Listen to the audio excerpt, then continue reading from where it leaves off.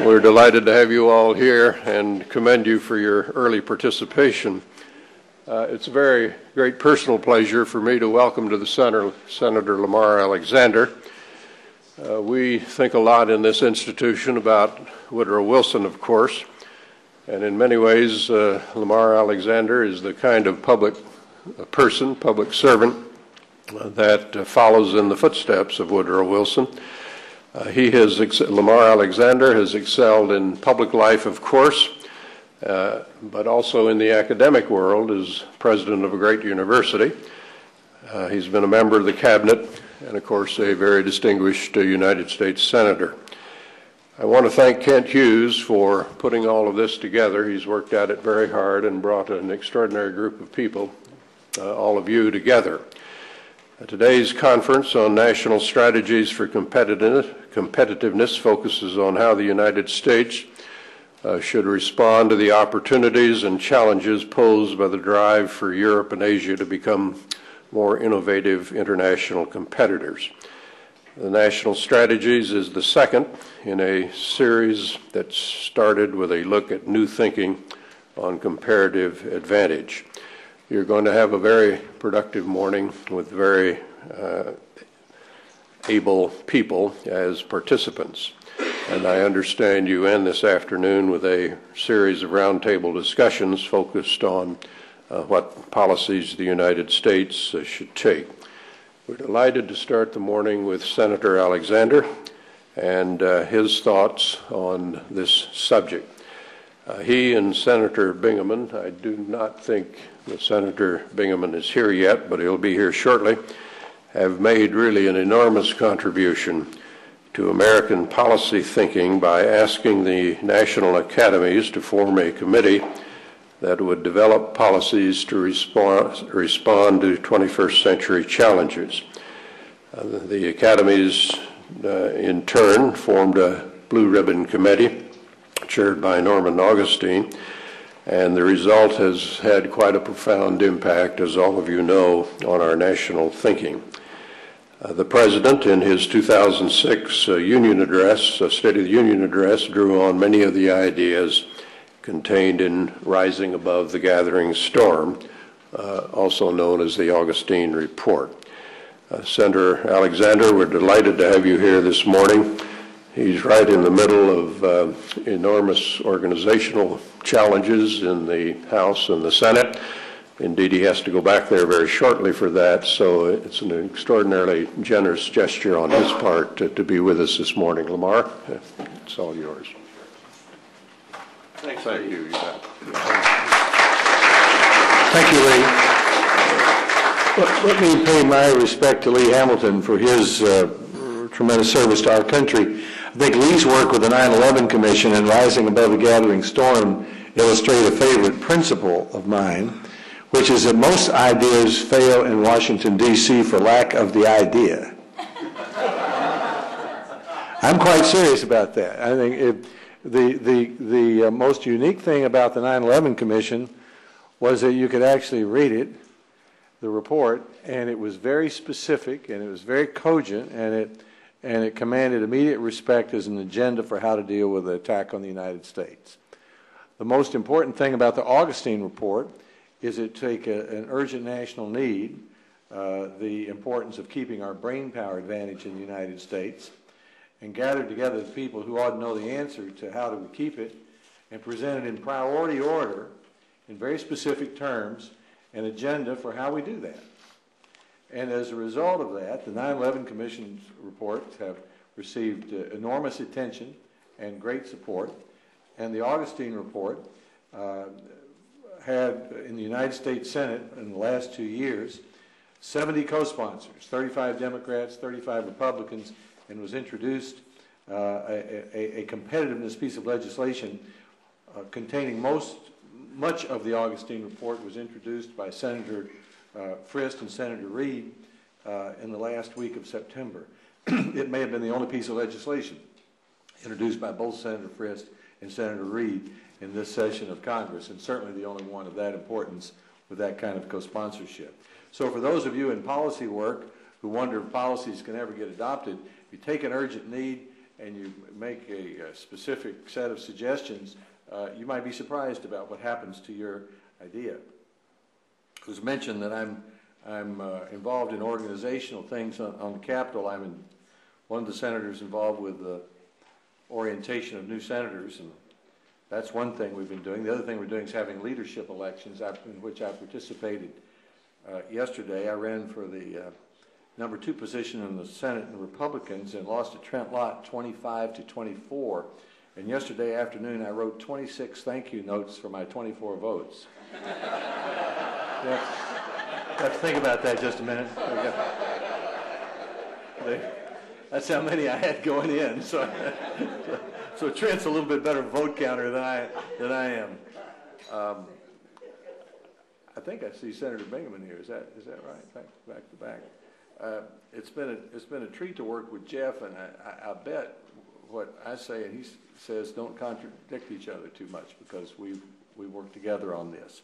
So let me make my remarks succinct and give him a chance to say what he has to say as well. In August, I traveled with a group of senators to China. It was an interesting meeting because the 2 lead senators were Ted Stevens, who flew with the Flying Tigers in World War II and flew the first cargo plane into Beijing at the end of World War II, and Danny Inouye, who won a Congressional Medal of Honor as fighting for the United States as a Japanese American in World War II. So our delegation was treated with a lot of respect, especially because of Senator Stevens' time in China. We met with President Hu, which is pretty hard to do for American leaders, and he spent an entire hour with us. And we met with the number 2 man, Mr. Wu, who spent an entire hour with us. And we talked about Korea and Iran, Iraq, all the things you might expect the United States and China would discuss. But there was a single subject on which those 2 leaders were most animated, and that was the subject of how to turn China into a nation of innovation, how they could raise their standard of living by improving their brain power ability. Just 2 months earlier, the President Hu had gone to the Chinese National Academy of Sciences and Engineering. He assembled them all in the Great Hall of the People, and he put forward a quote. He said, "We must have a huge leap forward of science and technology. We shall put strengthening independent innovation capability at the core of economic structure adjustment," unquote. Now, anybody who follows China knows that leaps forward are taken pretty seriously over there. President Hu's plan seems likely to succeed and includes reforming China's universities and massively investing in new research. He concluded this way, the President of China: "We all bear the time-honored mission to provide strong scientific support for the construction of a well-off society by improving our independent innovation capability and building an innovative country. I hope that our scientists and technicians will strive hard to make brilliant achievements and constantly contribute to our country and the people." We saw India's version of what China is doing in Bangalore, recruiting top talent, growing top talent, investing in research. This is the new flat world Tom Friedman writes about and a lot of us talk about. So what do we do about it? I think it's important to stop for a moment and realize that the Augustine report title, "Rising Above the Gathering Storm," is a good description of about where we are, in my opinion. It doesn't say going over the cliff or the sky is about to fall. It just says a storm is gathering, and that's important to do because the United States still produces an incredible amount of wealth given the number of people we have in this country, and our share of it's going up, not going down. In 1995, according to the International Monetary Fund, the United States produced 25% of the world gross domestic product for our country, which only has about 4 to 5% of all the people in the world. So 25% of the money, 4 to 5% of the people. That was 10 years ago. Now we've had all this outsourcing and insourcing and globalization and gnashing of teeth and jobs going overseas, and what's been the result? According to the International Monetary Fund, in 2005, the United States produced 28% of the gross domestic product. Now, we might get into a pretty big argument over whether it's fairly distributed once it gets here. But the fact of the matter is we've gotten richer over the last 10 years. And how have we done that? Well, a number of ways, but our secret weapon is our brain power advantage. The finest system of colleges and universities in the world, attracting 500,000 of the brightest foreign students who then work hard to improve our standard of living. One of the 100 Nobel Prize winners in physics who are Americans, half of them are immigrants or sons and daughters of immigrants. No country has the national research laboratories like we do. So this innovation has been responsible for much, many say more than half, of the new jobs since World War II. Yeah, we worry that we might be losing that brain power advantage to China and India and Finland and Singapore and Ireland. So that is why Senator Bingaman and I just did a perfectly obvious thing. We just walked down to the National Academy of Sciences a year and a half ago and said this. Exactly what should we do to keep our brain power advantage over the next 10 years? Please tell us in priority order. We wrote them a letter to that effect. And to their great credit, the Academies of Sciences and Engineering and the Institute of Medicine put together a top-flight team. And they gave up a lot of their summer. And they got Norm Augustine, the former head of Lockheed Martin, to chair it. And they came back with 20 specific recommendations. So with a lot of help from Senator Domenici, who's been terrific on this, our colleague from New Mexico, Jeff's colleague, Senator, all this was put into a legislation and introduced, and as I said, eventually attracted 35 Democrats and 35 Republicans. And among the things it does is increase funding for basic research in the physical sciences by 10% a year for 7 years. Provides 25,000 undergraduate scholarships and 5,000 graduate scholarships for future scientists. Allows foreign students who come here to earn a PhD in the sciences to stay 1 year after graduation, and if they find a job, they become automatically eligible for a green card. Recruits 10,000 new science and math teachers with 4-year scholarships. Trains 50,000 current teachers in summer institutes at national labs and universities. A coordinating office to manage a centralized research infrastructure of at least $500 million a year. A research and development tax credit for companies. Now, in most cases, this is, as we say in the Senate, authorizing legislation. Just gives us permission to fund it. But it's an important first step. And we've made a lot of progress. Senator Bingaman and I and Senator Domenici met with President Bush at the end of last year, and he put in his budget a significant amount of money, about nearly $6 billion, for his American competitiveness proposal. And then the various committees in the Senate, and this is a little more complicated than it sounds, worked together and put together the bill that I mentioned earlier that Senator Frist and Senator Reid introduced the last week of September. What is remarkable about the bill is that it was not written by the Republicans and handed to the Democrats or vice versa. We wrote it together and unanimously agreed on it and put it in. So the chances of it passing in a Democratic Senate, I would judge, would be just as good as the chances of it passing in a Republican Senate. I think I'll let Senator Bingaman talk about most of the rest of what is going on. He may want to talk about the advanced placement programs that he's been working on for a number of years and other programs I'm particularly interested in. For example, we authorize such small things as helping states create a residential academy for a residential high school for outstanding students of math and science, like the one that's operated in North Carolina for the last 20 years. The Augustine Commission reviewed hundreds of proposals and tried to pick the best, and those are a part of what we recommended. The spending authorized over the next 5 years is $20.3 billion in new spending for these projects. This is a significant savings over what was originally reported by the committees. We tried to recognize that we have budget challenges. We tried to avoid unnecessary duplication of existing programs. But in my view, and the view of many other conservative Republicans, keeping our brain power advantage by investing in science and technology is just as important a part of a pro-growth economic strategy as tax cuts are. Now, where do we go from here? And then that'll be my last point. The political ground has shifted. We have a Democratic House, we have a Democratic Senate, and we have a Republican president in his last 2 years. That shouldn't hurt this proposal at all.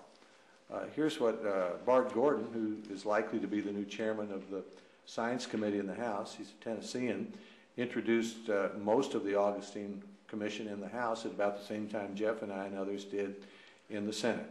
Nancy Pelosi has talked about this as an important part of her agenda.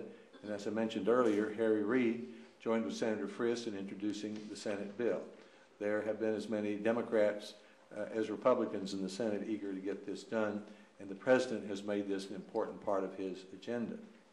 So my hope is that as I don't think there's much prospect at all of anything happening before the end of the year.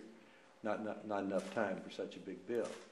But as we begin the new year, and the country and the President and the new Democratic Congress are looking for a way to show that we can lead, that we care about our country, and that we understand the future, I can't think of a better first step than to tee up a piece of legislation on which there's been so much work by so many people on both sides of the aisle.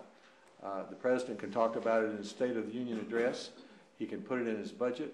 Senator Reid has the ability to make it the first order of business in the new Senate. Speaker Pelosi does the same thing. If the Democratic leaders do that, I believe the legislation could be passed by the February recess, and I hope that it is. Thank you very much.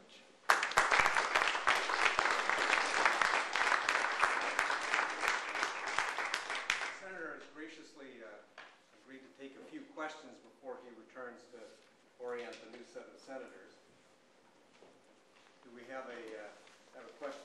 Eagles, please introduce yourself and then make a brief question to the senator. Well, I'm Eagles Milberg's president of the Center for Accelerating Innovation, and also served as executive director of the President's Commission on Industrial Competitiveness back in the 80s. I have a question about this. First of all, congratulations on moving the bill. This is the question. I just came back from Finland, met with Techus, which is the innovation agency there. And they've always been ranked almost number 1 or 2 in the competitiveness horse race, that all these rankings come up with. They pointed out to me, while we rank high in competitiveness, rank high in R&D intensity, our standard of living has actually stayed very flat, and we rank like 16th in Europe or something like that. So the question I wanted to ask you is whether we're looking at the right metrics when it comes to innovation. It seems to me that not only do we need to look at resource inputs, but we have to look at how efficiently and effectively these resources are used in education and R&D, breaking down the boundaries between the public and private sector, between disciplines, and coming up with a new kind of innovation ecosystem. So the question I have is, while this is an important step, in January, February, to double R&D budgets and do more for science and engineering, etc., is it really going to do enough? And who needs to take the lead to actually put together an innovation economy as opposed to just more input without any change in, if you will, the structure of innovation within society? That's a great question. I imagine Jeff will have something to say about that too. The Augustine report deliberately was a list of 20 things that were important, but also were 20 things that they could agree on and they thought we could agree on. So they obviously left, it's not the whole world, and they obviously left out a number of things that are contentious or broader. For example, our legal system is a impediment to innovation in our country. The Sarbanes-Oxley law is an impediment to new IPOs. All of that would have just provoked a big fight in the Senate for 6 months, and we wouldn't have gotten anything done. So these are 20 things in the Augustine report that we could agree on that were important and could get done. And you're exactly right. There are a lot of other things. The Augustine Commission does list some of those things that would be a broader part of an innovation agenda. And I think it would be wise to regard the Augustine report as a first step in the right direction and not a prescription for an entire innovation economy.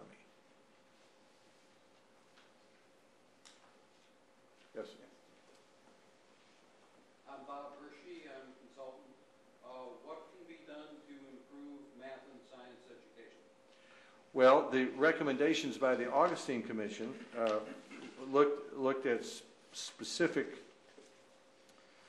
Well, they put that first. We asked them to put things in priority order, and they put K through 12 math and science first. So making it a priority is the first thing. The second thing is an infusion of the best possible math and science teachers. Because if you, there are all these formulas for how to improve schools, but in my view, it boils down about 95% to parents and teachers and after the student, and we don't know how to do a better parents' law, so that leaves the teachers. There are proposals here, the University of Texas You Teach program, which recruits outstanding students in the physical sciences, for example, a chemistry major, and gives that person a scholarship to become a chemistry teacher. And then the proposal was also to give an NSF $10,000 a year fellowship over the 5 years after they get out to get their salary up a little bit. The idea of that another answer to your question, how do you keep the best teachers? Well, you recruit them. That way is one.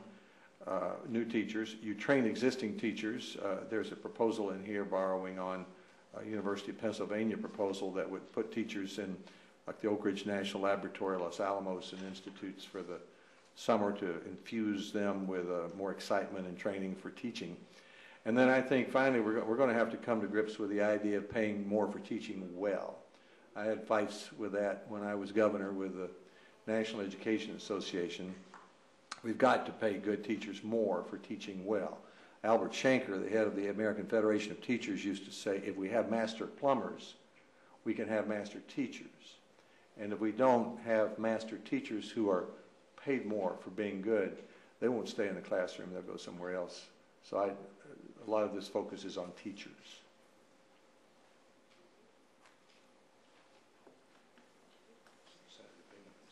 Oh yeah, Senator Bingaman. Would you like to come up and join us?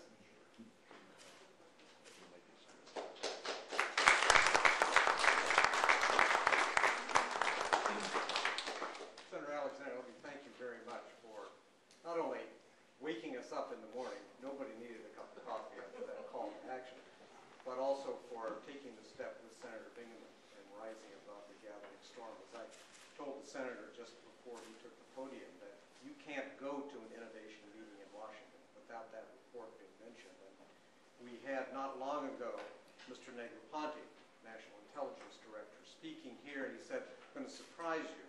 I'm going to focus on science and technology and how important it is to the intelligence mission of the United States. And the first thing he mentioned in the next sentence was rising above the gathering storm. So thank you, Senator. Thanks, Jim.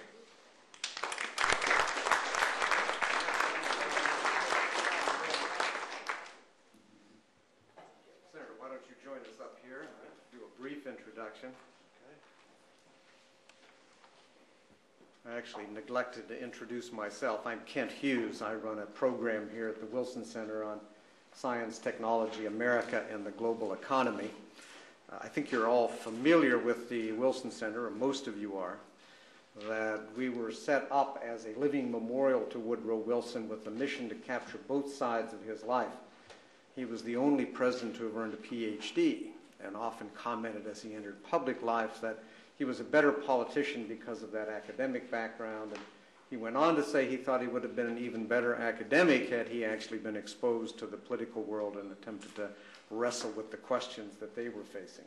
And that's our mission. We really try to bring together, as they say, the thinkers and the doers. And we're very fortunate this morning to have two of those kinds of individuals with us to start us off, Senator Alexander and Senator Bingaman. Senator Bingaman is, although many years in the Senate, still the junior senator from New Mexico, working with Senator Domenici. And for those of you who have followed competitiveness and innovation and technology, you know how much of a leader Senator Bingaman has been over the years. If you go back to the 1980s and early 1990s, he really focused the country on the question of critical technologies, first in a national security context, and then in a cross-cutting commercial and civilian context, and really prompted, in fact, the Council on Competitiveness to do an industry-led definition of what those critical technologies were. The Senator very shortly will be able to refer to him as Mr. Chairman of the Energy Committee in the Senate. And as you heard from Senator Alexander, they work together, approaching the academies and saying, spell out the key challenges that we face and tell us the key things that we can do to respond in a productive way. I understand that this has now taken the next step. I know that Senator Alexander mentioned that Senators Frist and Reed had introduced this bill in late September, I think September 29th, and I think we're all hoping for early action in the next session. Senator, the floor is yours. Thank you. I was going to say we're still trying to turn down the heat, and I was inviting gentlemen, until we do, to feel free to take their jackets off. Thank you very much. Thanks for inviting me to be here, and I've admired Kent's good work on this set of issues for a very long time, and I know many of you have been working on them for a very long time as well. I don't want to just go over the same ground that Lamar did. He did a good job of describing the legislation that we're trying to move ahead with, and I think that there's a reasonable prospect we can do that either in the remainder of this session of Congress, the lame duck session, or early this next year. I don't know of any opposition, at least in the Senate, to proceeding with this bill and going ahead and passing it. I'd put things in a bit larger context, I guess. It seems to me that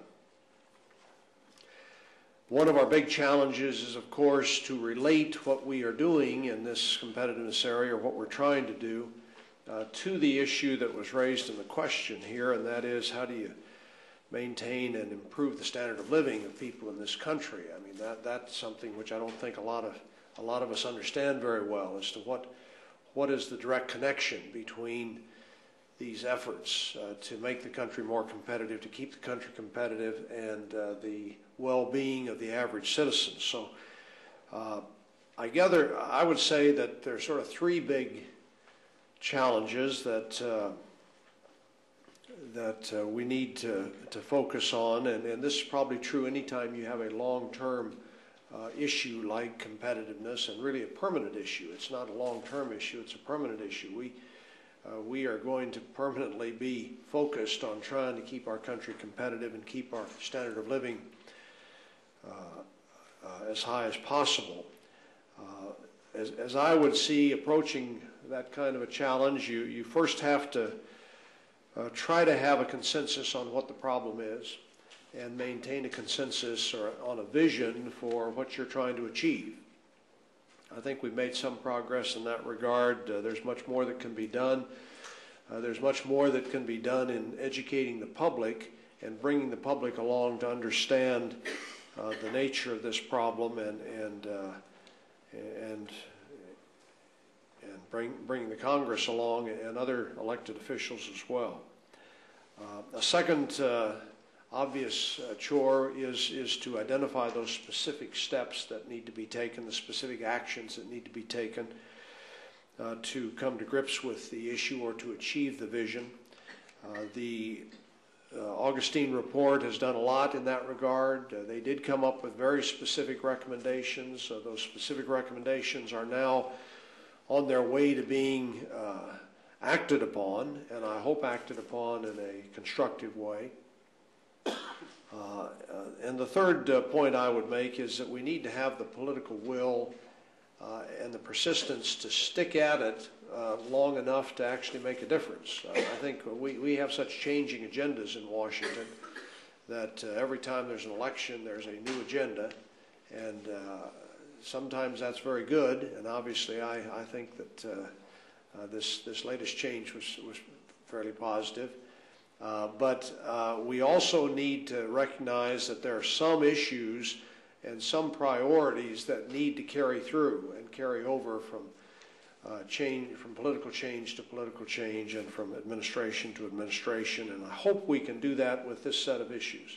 I hope we can not only develop a little better consensus that this is a priority for the country, but develop a consensus to pursue the kinds of specific actions that the Augustine Commission has recommended, and in any other specific actions we can identify, pursue them over a period of years. So that's the large context as I see it. I do think that that the report that the Augustine Commission did gave us the very good beginning, a very good first step toward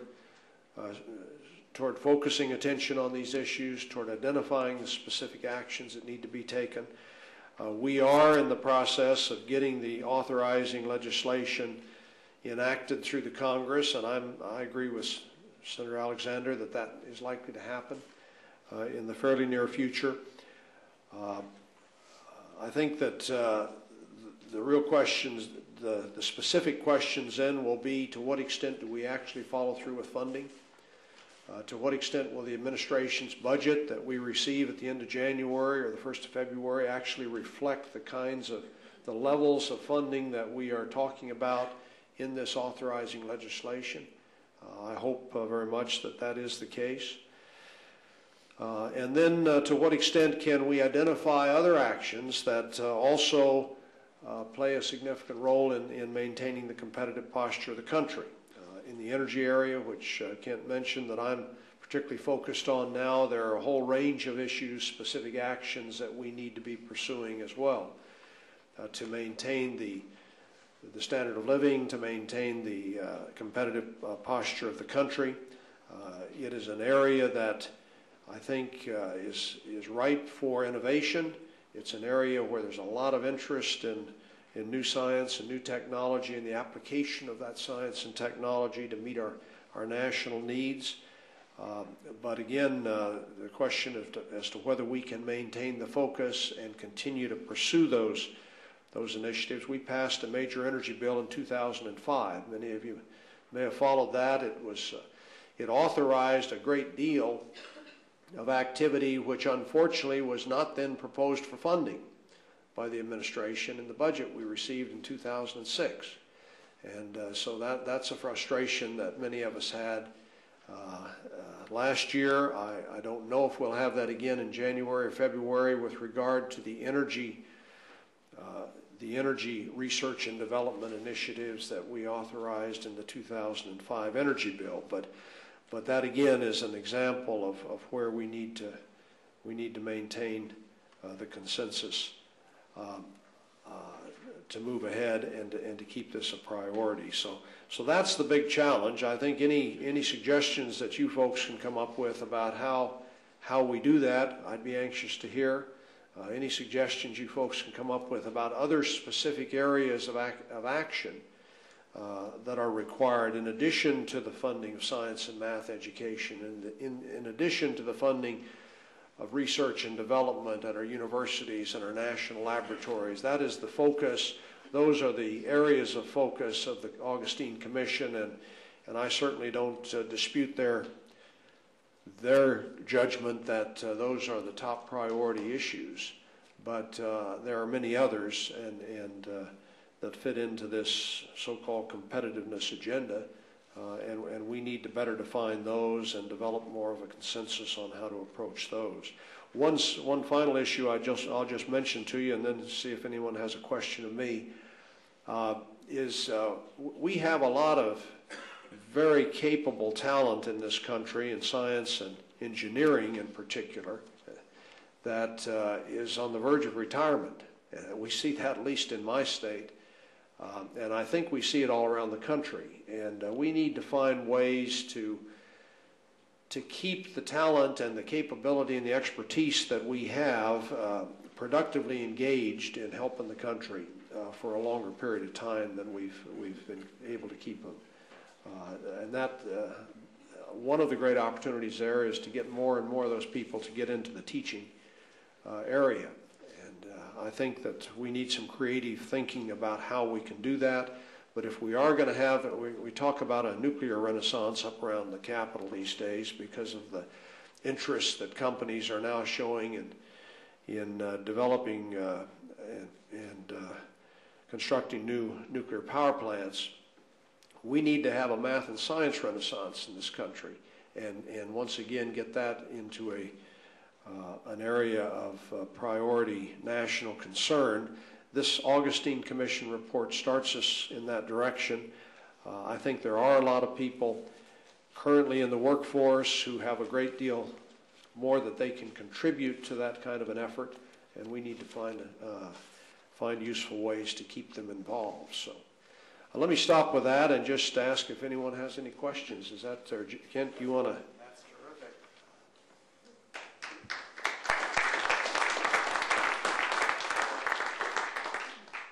Let me take the privilege of the chair and ask the first question, if I may, about putting the focus on innovation and technology together with the growing interest in alternative sources of energy. Do you have any thoughts along that line?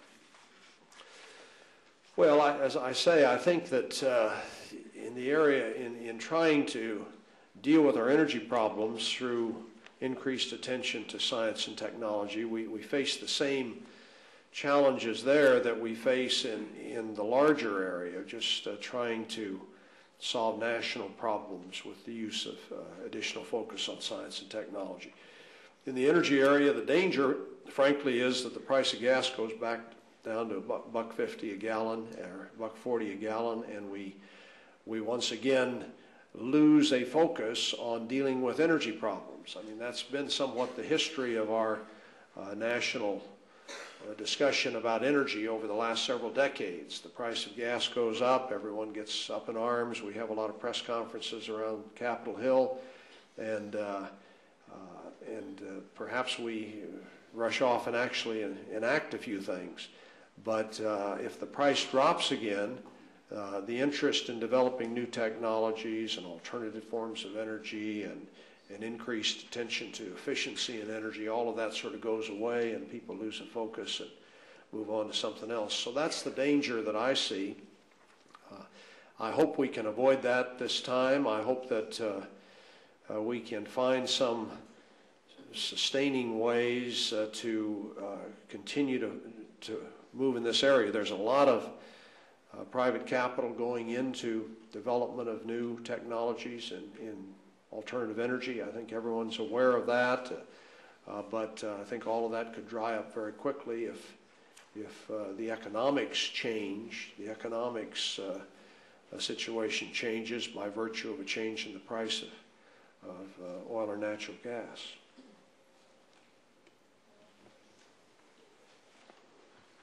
Thanks, Senator. I'm Chris Hill. I know. How are you, Chris? My question for you has to do with whether in the new political environment there's likely to be any move toward recognizing that one of the aspects of the present prosperity is a growing inequality of income and wealth in American society. There are a lot of folks who are not having a chance to participate in our success in the world competition. Is it likely that that set of concerns will be taken into account as we move forward on the competitiveness, economic performance, and standard of living agendas over the next couple of years? Well, I think that set of concerns will be very much part of the debate and focus in the next couple of years in the Congress, because I do think that the evidence is pretty incontrovertible that there has been a growing gap between the wealthy and much of the rest of America. So we need to focus on that. I don't think there's anything inconsistent between trying to come to grips with that to some extent and also trying to focus on keeping the country competitive economically. I think the two go hand in hand, and no reason they should not. No, I think the issue you raise is one that is going to get a lot of attention. I don't think we have a silver bullet solution to it. There are a variety of proposals that I think everyone's aware that the new Democratic Congress is hoping to move ahead on that will at least begin to focus on the issue, the minimum wage and a few other things. But there's no question that the problem exists, and it's one that we hear about when we visit with people in our home states. TN, and then the gentleman over there. T.N. Srinivasan from Yale University. Your emphasis on energy relates to another issue. As you know, just 2 weeks ago, Sir Nicholas Stern came out with a report on environmental issues. Now, if, as you say, the nuclear energy is going to play a greater role across the world, not just in the United States, in the generation of power. Now, there are, it seems to me, a couple of political issues which have yet to be solved. This is the issues related to non-proliferation and its relation. Two things. One, the India-US nuclear treaty, the other between Iran and North Korea.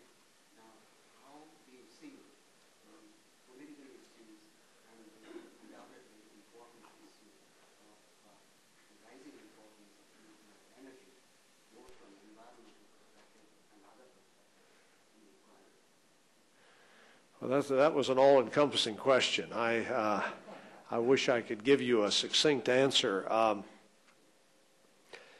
I agree with you that we have a very serious challenge in the nonproliferation area, and frankly, I don't think we have a good blueprint for how to proceed or roadmap for how to proceed in that regard. We're going to be debating the U.S.-India nuclear agreement sometime in the next, maybe this week, maybe in December.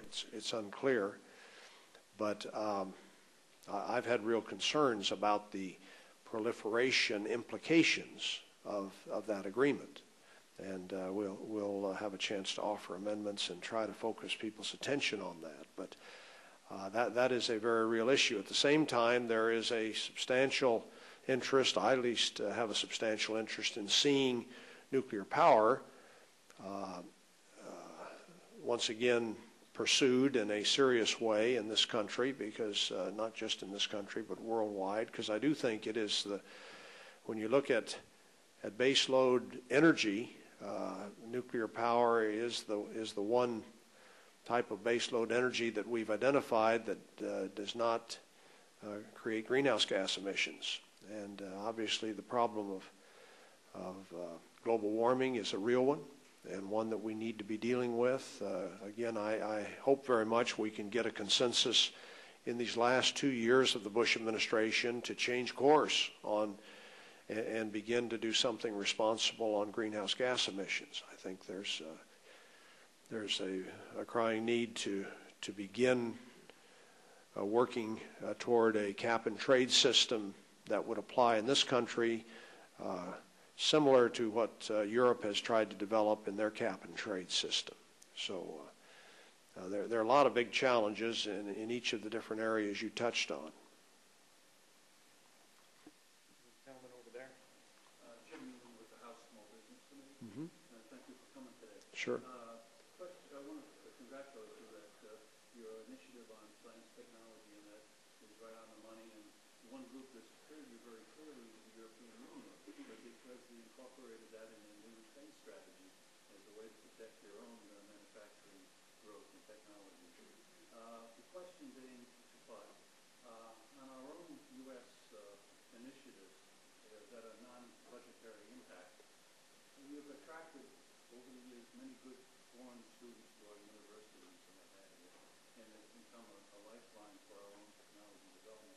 What can be done in the near term to help open those visas and restrictions because of our own security concerns to allow those students to come back in again and open up the universities for that technology growth? Second one, the non-budgetary impact one, is in the early 1990s, the U.S. created a coordinating mechanism to help pull together the 19 federal agencies that work in trade facilitation. It hasn't worked, it's broken. And even today, the money going into trade facilitation in those agencies is not effectively being employed. And the national export strategy that comes to the Hill every year is nothing more than a reiteration of what each agency does, the original strategy. What can we do to get back on course? Well, first on the visa issue, my impression, I saw some statistics just the last week or two that the number of foreign students coming to this country is once again up this year over what it was last year by 6 or 7%, I believe. There is, we're finally beginning to dig out of the trough that we went into there as far as attracting foreign students. So I think that problem is on the way to getting fixed. Some of you are much more expert than I about that, but that was one of the things the Augustine Commission focused on, and one of the things that clearly has to be done. We need to attract the best and the brightest to our universities, and as we traditionally have, and I think. As I say, I think some of the changes that have occurred in the administrative handling of visas has helped that substantially.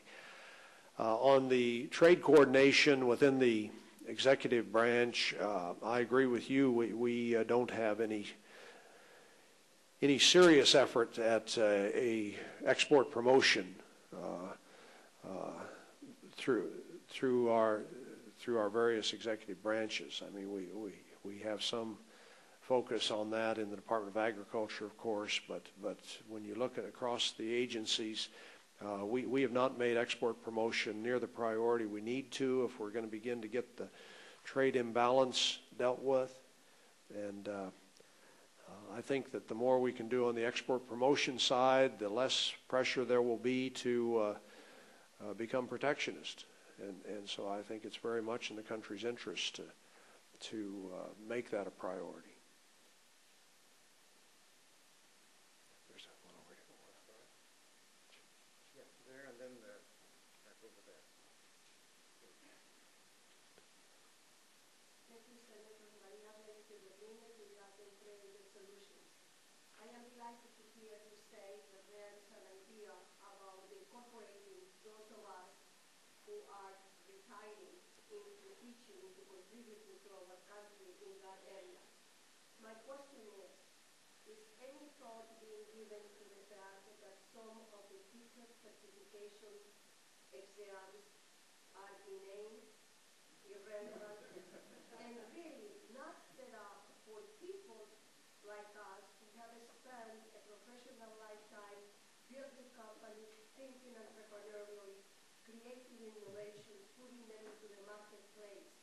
And if we have to go through that hoop, it's going to be a deterrent because we are not going to spend our next year by the beach reading a book of nursing a bottle of Chardonnay. We want to really contribute, but if these inane things are going to be put in front of us, we might as well do some more different things. I would like to hear what you think about that. Well, I agree with you that we do have some barriers to people going into teaching that make no sense, and that we need to try to bring change in that area. I think that there is a question as to whether the federal government should be overriding states in that regard, and to what extent.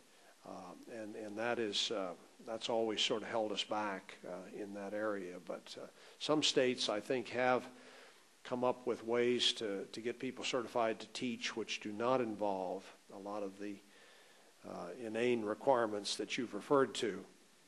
Some have not, many have not. And I think that we need to think creatively about what the federal government could do, short of actually just preempting states on that kind of an issue, which I think would not be well received by a lot of people. We had a question over there, and then this gentleman to my right.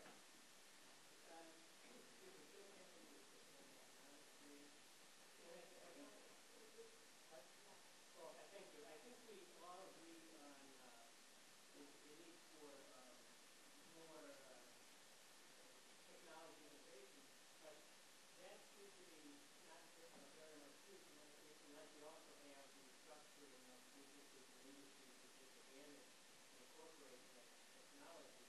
And that in turn implies increased job security, increased competition, and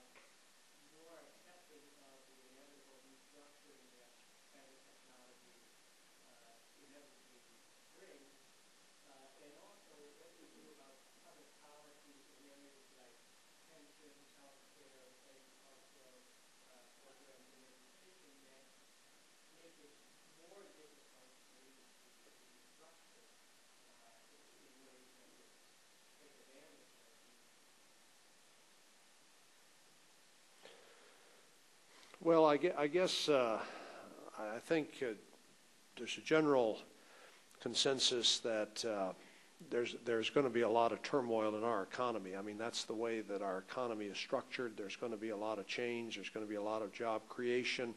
There's also going to be a lot of job loss. I don't think that anyone would doubt that that turmoil will continue. The real question is, does the end result of that turmoil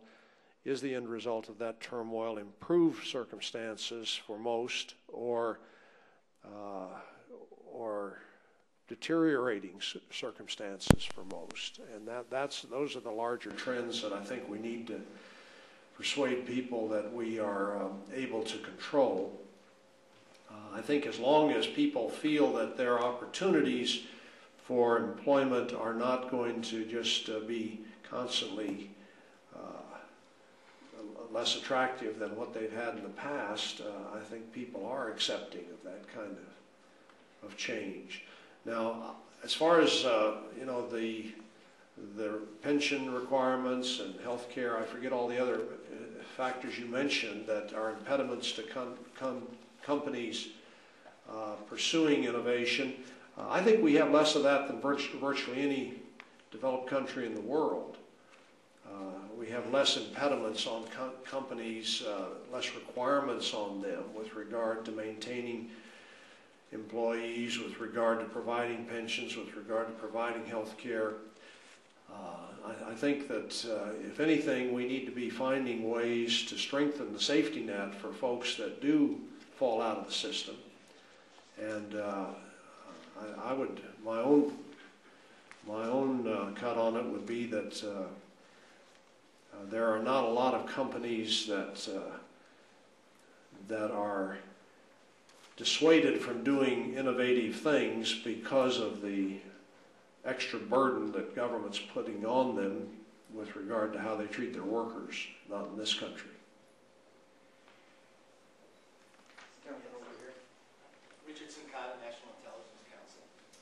I'd like to revisit your statement about the possibility of oil prices falling. That's a real possibility, and we know that Middle East oil producers have actually cut oil prices when they've seen us move infrastructure away from petroleum energy. We've also noticed that Europeans use gas taxes to stimulate innovation in transportation. They use it to reduce their debt. To improve efficiency. What possibility is there for talking the American public into keeping oil prices high and moving that money, therefore, into the U.S. Treasury rather than the pockets of big oil producers? Well, to strike a note of realism, I think this president is well known for one thing, and that is he's opposed to tax increases of any kind. What you just described would clearly be characterized as a tax increase, and accordingly nothing like what you've talked about is possible, at least in the near future.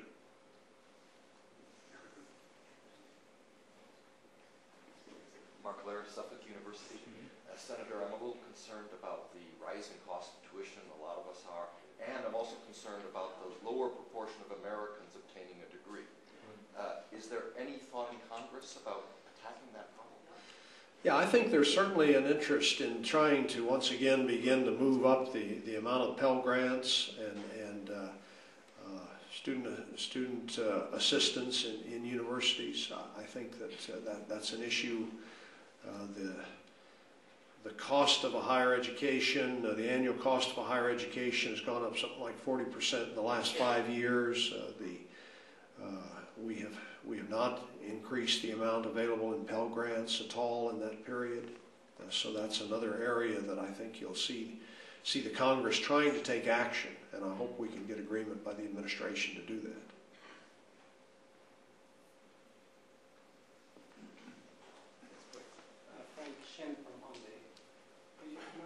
American many corporation has to have a lot of burden in the legal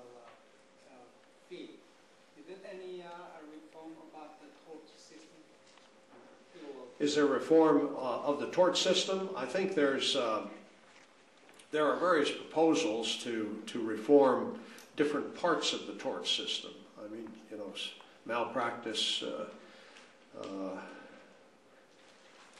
suits, and, for example, as one part. I think it is possible that we could come to some agreement on reform in some of those specific areas. I haven't seen any credible proposal for a generalized change in our tort system nationally, and I don't know that there's any real consensus to do that. Senator, I wonder if I could just ask one last question. I don't know if I can call you your office, but we have a technical problem. Speaking of technology, my last question goes back to the 1980s and the focus on critical technologies. Do you have any plans to revisit that question in the next Congress? Well, frankly, we don't have any specific plans to do that. I thought that was a useful exercise when we pursued it in the 1980s to try to get our country to focus on those technologies that had the greatest chance of actually making a difference. I think particularly in this energy area that I mentioned before, I think that there are some particular technologies both for alternative energy, alternative fuels, and increased energy efficiency, where I think we could well invest more heavily than we have been investing, and maybe identifying those and highlighting them would help us to do that. So I think it's something we're going to look at. Well, Senator, thank you very much. Thank you very much.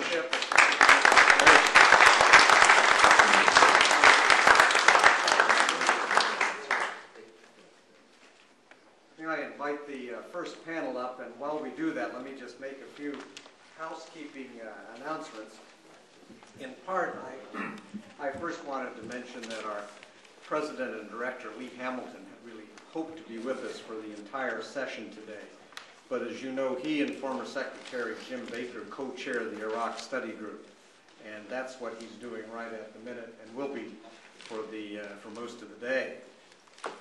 I also, while that first panel is coming up, I wanted to thank the Sloan Foundation for all their support. They have been steady supporters of this effort, and in fact have made over the last decade an enormous contribution, not only to the focus on innovation, but to the whole field of industry studies, which really had been a neglected discipline. Just wanted to say that when you do exit, if you could go through the ante-room rather than attempting to navigate around the large screen there. And just I'm going to mention, of course, we're on a very tight schedule, and part of what we're going to do as we go through the day is to draw on cards that are on your table. So if you could please just write your question briefly on those cards, and we will collect them, and then we're going to ask the moderator to succinctly pull those together. Just to mention again, we're inviting you all to stay for the roundtable discussions that we will proceed to after lunch. Let me turn things over to the first panel, and let me get this out of the way here.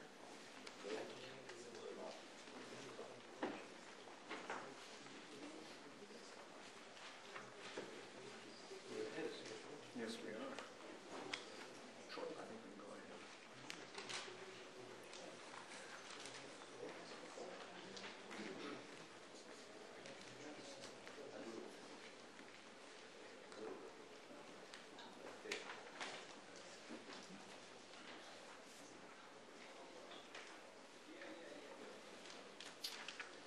Good morning. My name is Steve Pearlstein. I'm a columnist at the Washington Post. I write about economics and business, occasionally about competitiveness. We hope you're going to be doing more on that front. I know you do. I'll tell you that it's actually one of the problems that the senators have and that someone like me has. When you write about competitiveness, you generally, everything in life is a poll. So when you write about competitiveness, you get about 0 letters or emails. and you begin to develop a sense that it's not the sexiest topic in the world. The other problem with it is that it's not very controversial. So, you know,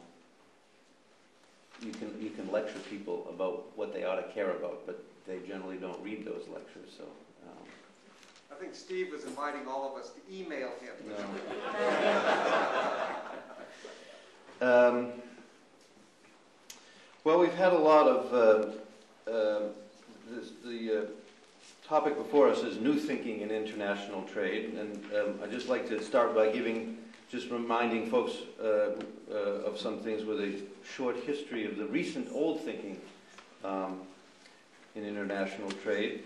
If we were here 25 years ago, someone would have probably got up here and given a talk about how the Japanese model was the best model for generating wealth and technological innovation in an economy, and that we ought to follow that model in this country. If we had had this conference 15 years ago, maybe Bob Reich would have been here telling us that actually the German model was the best model, and we should be following that model. 10 years ago, some forward-looking people would have been here and saying, that they were all wrong. Look what happened to Japan and Europe, and of course the best model is right here in the United States and in Britain. Low taxes, no regulation, and let the market take care of itself. And now we are here today in 2006, and we're all worried about China. I don't know whether anyone would suggest that we exactly embrace the Chinese model here in the United States, but there is probably some thought that maybe there's some learning to be done about what they do well and whether we could do it here. So our first panel is going to look at what other industrialized countries are doing in terms of their national strategies to build comparative advantage or competitive advantage. I'm never sure which of those two terms I'm supposed to use. I know one of them is wrong. I think probably competitive. And let me just briefly introduce all the panelists so I don't have to get up in between. Immediately to my right, your left, is Mark Lehrer, who's from Suffolk University in my hometown of Boston, the Sawyer School of Business, and he'll talk about France and Germany. Mark has a PhD in strategic management and in German, and he was educated partly in France, right? At its leading business school, I guess. I don't think they call it that. And he frequently lectures in Europe. Next to him is Mark Tilton, who is from Purdue University, and he's a political scientist. And he's going to talk about Japan, which he studied in particular, and its transition from a relatively closed to a relatively open economy. And farthest away is Gary Huffbauer of the newly renamed Peterson Institute of International Economics. He's taught many years at Georgetown, was a one-time Assistant Secretary of the Treasury, and is the very model of a modern major trade expert. And he's going to talk about Ireland and the UK. They're each going to speak for about 8 or 9 minutes. They know how to use these machines here, and they have their slides to show. And after that, we'll be open for questions and comments. And you're supposed to fill out those little cards in the middle with your questions and comments and hand them back to me, and I'll try to find the ones that most comport with my own thinking and put them first. So, Mark, why don't you start up?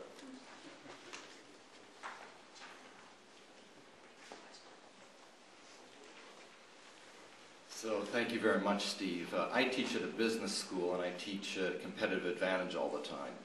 So if you ever hear me say competitive advantage, what I mean to say is comparative advantage, okay? So just automatically do a find and replace competitive for comparative every time I say it. It's my pleasure to talk to you today about recent economic development policies in France and Germany. And getting right to the heart of the matter, do policies to build comparative advantages actually exist in France and Germany? Well, certainly both countries have policies that aim to expand the economic and skill base to create new jobs. And increasingly this is happening at regional and local levels instead of at the national level. These policies are non-mercantilist, in my view, and in fact they resemble a lot of the type of economic policies that we see in our U.S. states. Let's start with France. Now, the French approach to building new sources of comparative advantage tend to be guided by the French state, and it involved coordinating large-scale projects, les grands projets, in areas like nuclear energy, aerospace, and so forth. This is very well known, and it's also well known that the effectiveness of the large-scale project approach is declining. There are many reasons for this. EU regulation, budgetary constraints, globalization of markets and production, but it is declining. It's not dead yet. The French are still shelling out 5 million euros for a fusion reactor. But nonetheless, the large-scale approach to creating new sources of